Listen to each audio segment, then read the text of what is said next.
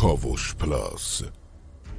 We are serfs ruled by obscenely rich, omnipotent masters who loot the U.S. Treasury, pay little or no taxes, and have perverted the judiciary, the media, and the legislative branches of government to strip us of civil liberties and give them the freedom to commit financial fraud and theft.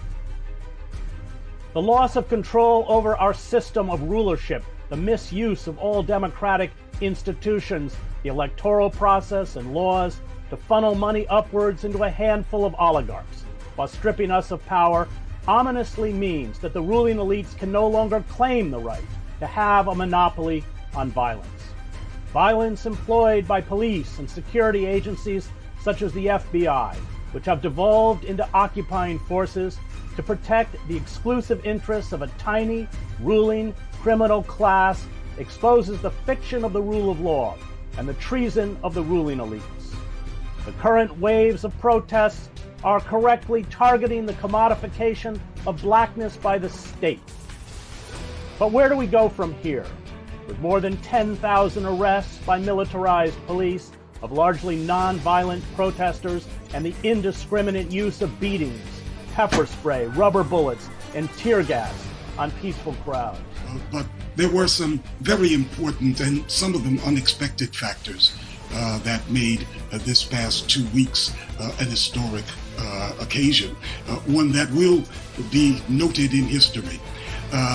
Number one, of course, was the coronavirus, which was something that had never happened in modern American times, followed on the heels almost immediately by an economic shutdown that has created conditions that are much like the Great Depression, all of that coming on very suddenly.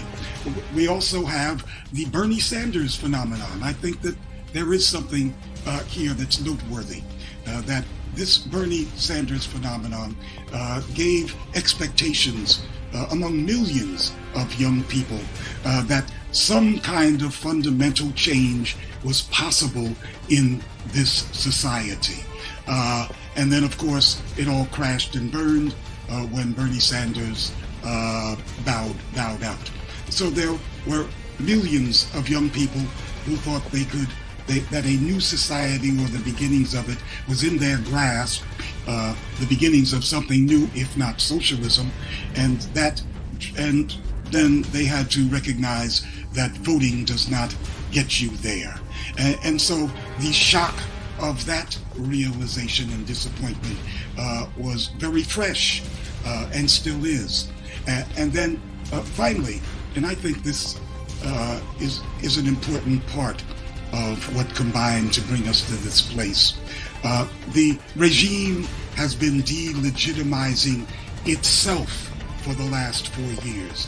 I'm not talking about just the general rot in capitalism, but this specific American regime has been delegitimizing itself with the ruling class split since the advent of the Trump regime. بیشتر بدانیم.